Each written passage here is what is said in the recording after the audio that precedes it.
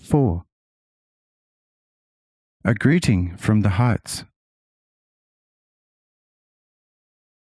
19th April 1840.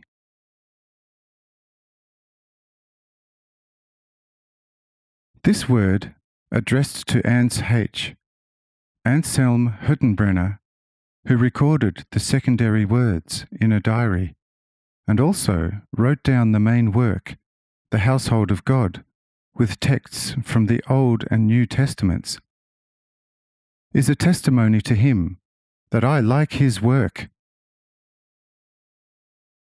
And if he continues to diligently accomplish it out of love for me, as he began it, he is to know that I have already put my hand on the lever of the lock to raise it over his head, and suddenly let a great stream of the light of grace pour over his head. And my blessing is then never again to depart from him, his children, and children's children. And he shall no longer care for them physically, but only spiritually. Isn't it harder to care for the body than for the spirit? Therefore, lay the heaviness on me, and keep the lightness for yourselves, so that you may remain free in all your actions, and your children may recognize the great love of the Holy Father in heaven, who is and will be the only giver of all good gifts eternally.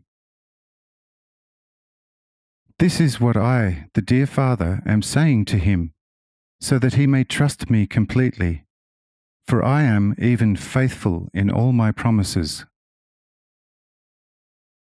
And I also tell him that I will give to everyone who will contribute to the spreading of the light out of me, to the knowledge of the good out of my love, and the truth out of my wisdom, for the great glorification of my name that will soon follow, which will give new birth, and in it also the soon-to-become full rebirth with a new name. And I will give him the tenderness of my love, like my dear beloved John, the secret scribe of my word. May this be a good greeting to him, A.H., the first time literally from me, on the day of his birth. This I say, the eternal, good, dear and holy Father. Amen.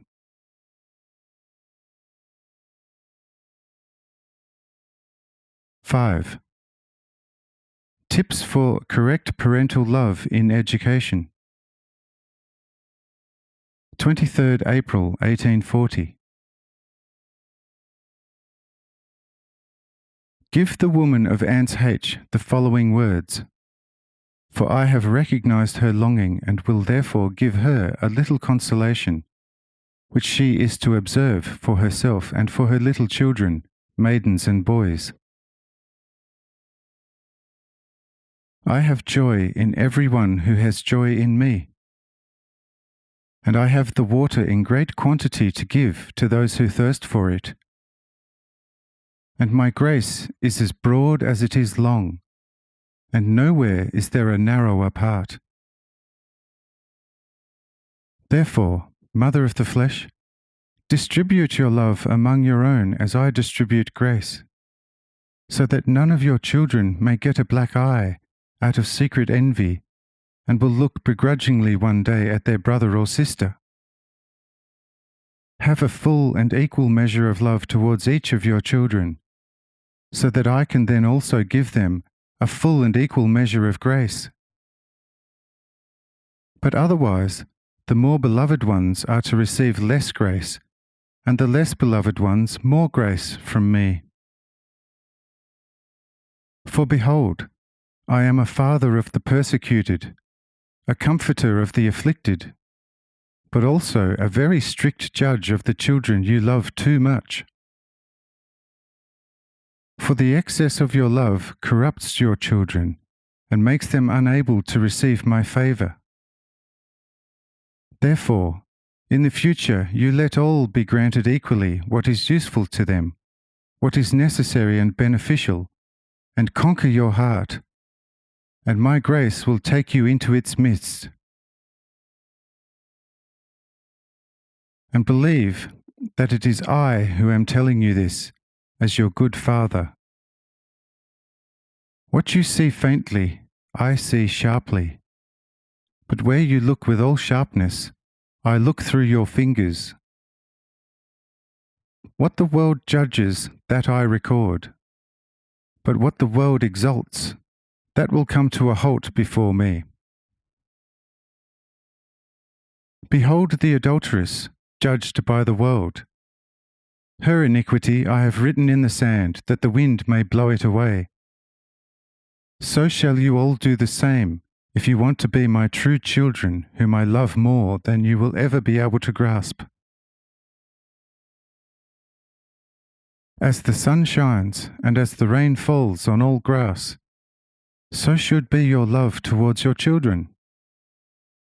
Against the strangers, however, be like a firebrand and like a cloudburst, so that no self-love prevails in you and in your children, which will strengthen your trust, and I can and will always help you where you are weakest.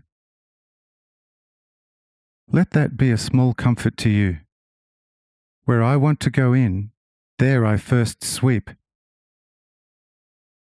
So says your good Holy Father. Amen.